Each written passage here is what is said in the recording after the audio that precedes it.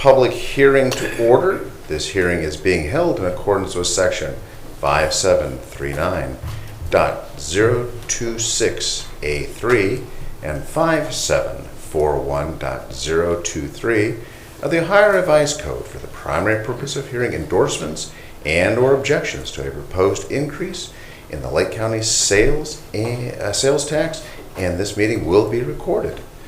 Let's see, will the clerk please read the verification of publication from the newspaper, or do we have a motion to waive the reading thereof? So moved. Second.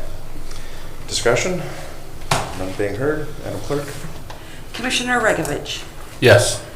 Commissioner Tyler. Yes. Commissioner Hammer. Yes, thank you.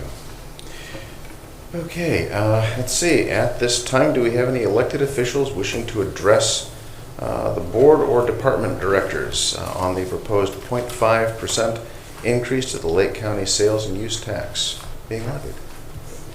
Sir. Good morning, sir. Good morning, sir. Long time no see. Indeed. Appreciate the commissioners letting us speak in front of you today. I was summoned by my council in Mentor. I am Matt Donovan, president of Mentor City Council, and I have a statement that I'd like to read.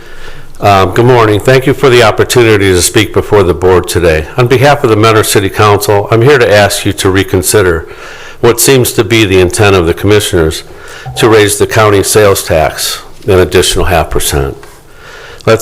Let's be clear what raising the sales tax will do. Of the 88 counties, only 2, Cuyahoga, Hamilton, will have a higher cumulative sales tax rate.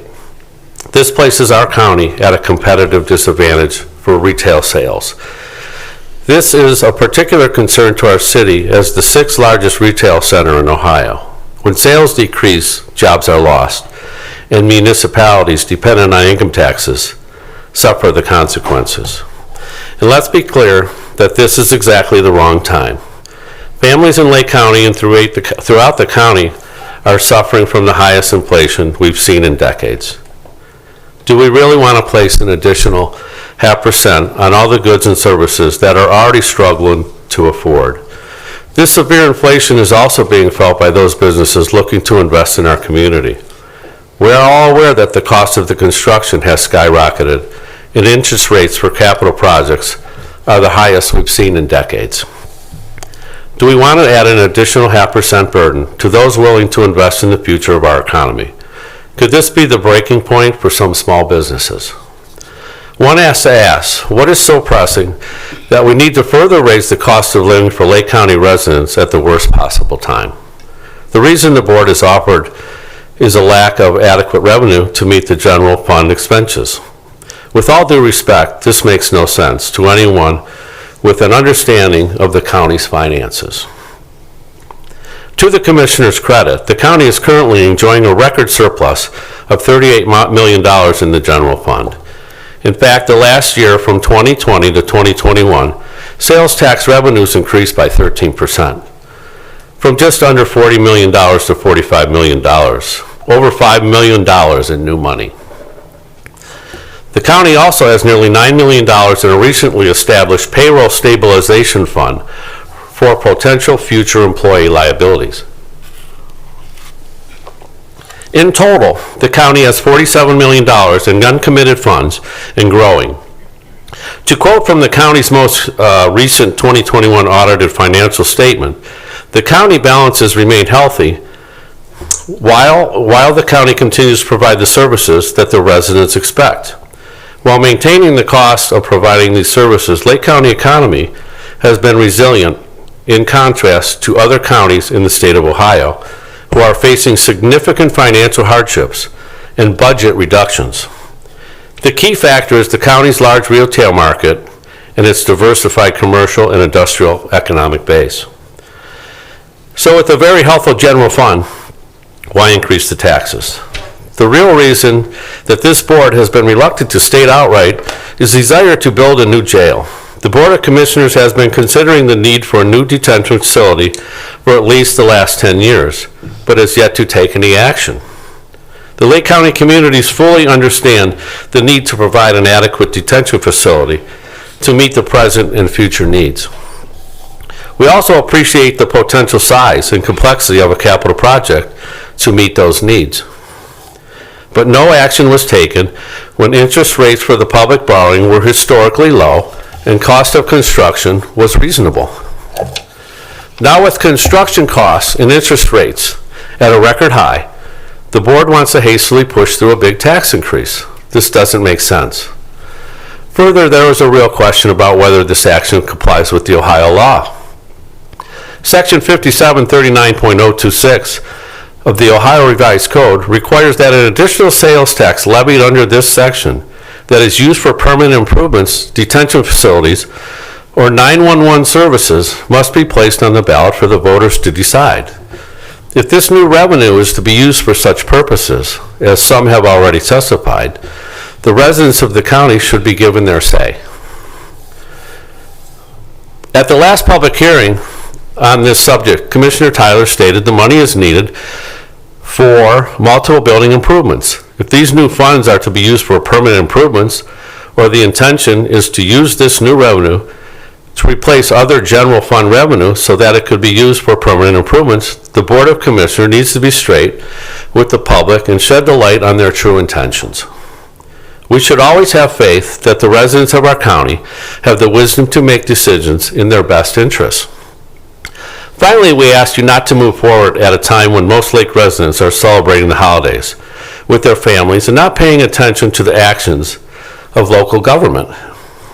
Decisions of this magnitude should never be made in the last days of a lame duck board.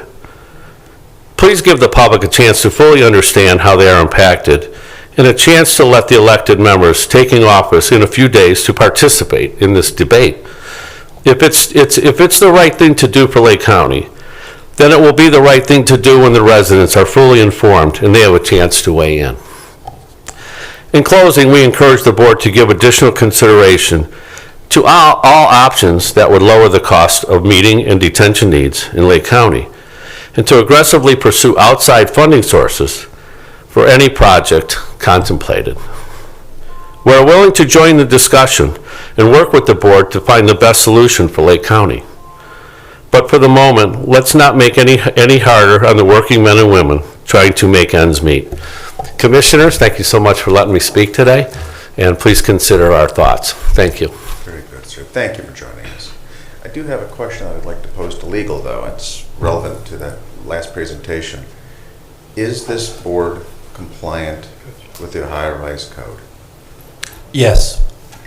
Thank you, sir. Okay, anyone else wishing to address the board? Any other elected officials, any individuals? We'll move on to Sarah, please.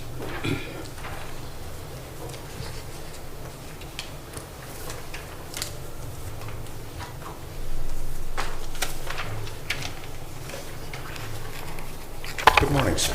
Good morning, Commissioners. Brian Massey with Lobbyists for Citizens. Pardon me, I'm going to read this, and I'll try to be quick about it and stay within the time limit. When trust is broken, can it ever be repaired?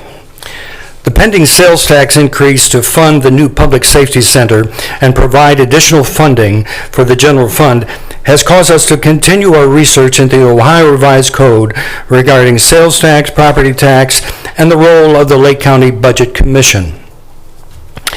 It has become crystal clear to me that the average citizen cannot rely on local elected officials, be they councilman or trustee, for advice or support dealing with any issue that is decided by elected officials higher in the government structure. Also, the prosecutor's office has made it abundantly clear to me that the Lake County prosecutor will not help average citizens deal with any problems dealing with taxation. Calls to state officials resulted in them telling us that Ohio is a home rule state and we must go back to local officials for help. So where does the average citizen turn for help? Who can we trust to protect our financial interests? The current jail was built in 1990, and the commissioners in the years preceding the construction no doubt asked the taxpayers to trust them to build a state-of-the-art, well-constructed jail. with the benefit of hindsight, we can see that was anything, it was anything but what was promised. Taxpayers trusted their elected officials to charge them appropriately for property taxes. But lobbyists for citizens discovered that there was $5.3 million in overpaid property taxes since the 1980s held by the Treasurer's office. This was prior to Treasurer Zern taking office. Trust between the elected officials and the taxpayers was broken because the money was in plain sight for those interested in helping the citizens. The prosecutor admitted to the commissioners that there were violations of the Open Meetings Act when the public was not informed of the public meetings held by the Corrections Board. A trust was broken between the people and the elected officials attending those meetings. Lobbyists for Citizens has discovered that the various political subdivisions have amassed millions of dollars and will not return the excess funds to the taxpayers. For example, Lake Metro Parks has $19 million, Deepwood has over $55 million and headed to $60 million, I'm told. And Lake Tran currently has $41 million and they project that they will have $57 million by 2027. The prosecutor's crime lab has accumulated over $7 million in cash reserves and adds an additional $1.6 million each year. We have asked Lake Metro Parks to return $10 million and Lake Tran to stop collecting the 0.25% sales tax that voters approved in 2019 because they have reneged on their commitment to the voters by reducing services. Lobbyists for Citizens has filed a complaint about Deepwood's excess cash reserves with the County Budget Commission, an entity that exists under the Ohio Revised Code Section 5705. Section 5705.27 establishes the County Budget Commission, and there are numerous sections dealing with the role, duties, and responsibilities of the Budget Commission. We interpret that ORC section to mean that the Budget Commission is the watchdog for the taxpayers, ensuring that taxes collected by the various political subdivisions are warranted, with the ability to reduce the amount collected if deemed appropriate. However, we discovered that the Lake County prosecutor interprets case law to say that once the voters pass a property tax levy or sales tax, the Budget Commission has no authority to amend that is being collected by the political subdivision. The Lake County auditor expressed concern to me that if he does not follow the advice of his attorney, the Lake County prosecutor, then he will be personally liable for any lawsuit filed by any political subdivision if he reduces the tax collected by the political subdivision.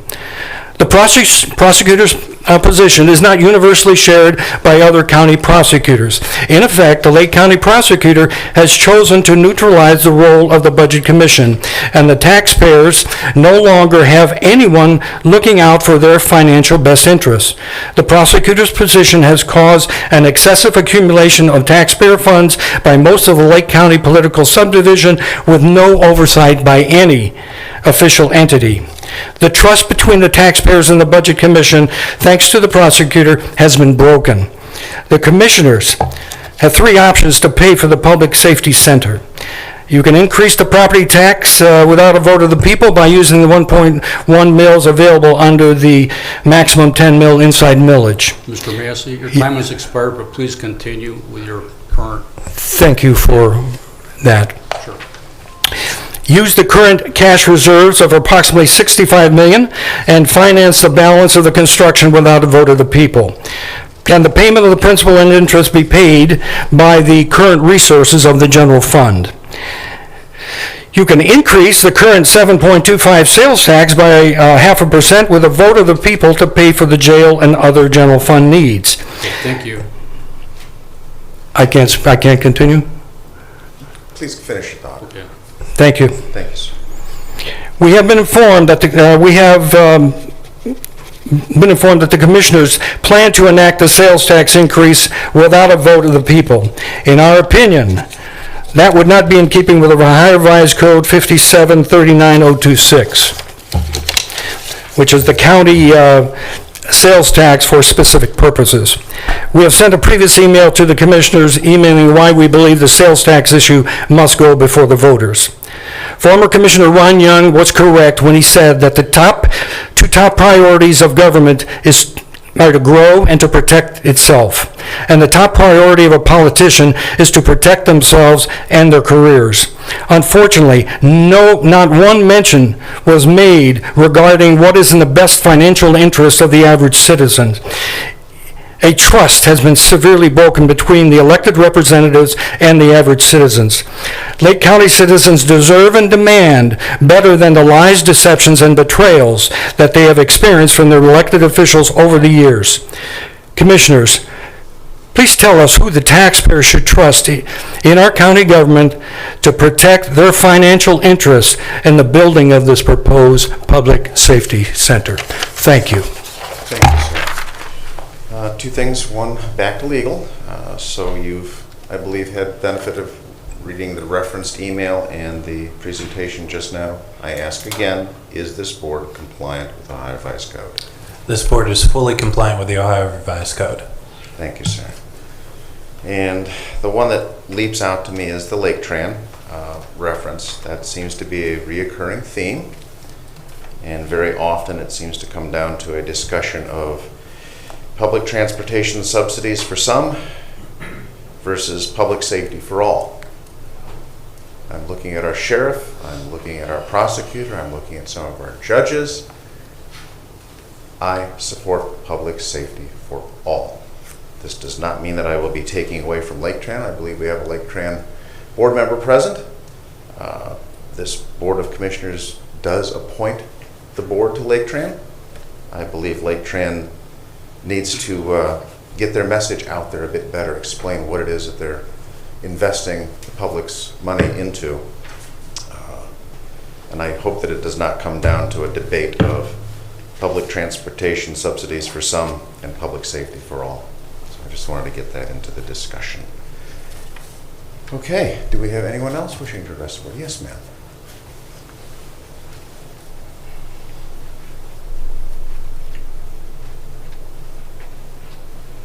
Good morning. Good morning. Good morning. I'm Kathy McAdams. I live at 9730 Yellowwood Drive in Concord. I'm a 67-year-old retired nurse. I retired almost 2 years ago. I've been in my home for 29 years. My income is less than when my husband was alive because I'm only receiving less than half of his Social Security in addition to my own. My husband died just 51 weeks ago. He was a decorated Vietnam veteran. His avocation was a Concord firefighter paramedic. He was, in fact, one of the first paramedics in Concord, all right? He was always on call. He was also an electrical engineer by training and trade. We enjoyed going out to eat several times a week. We made friends with waiters and waitresses and owners of the restaurants.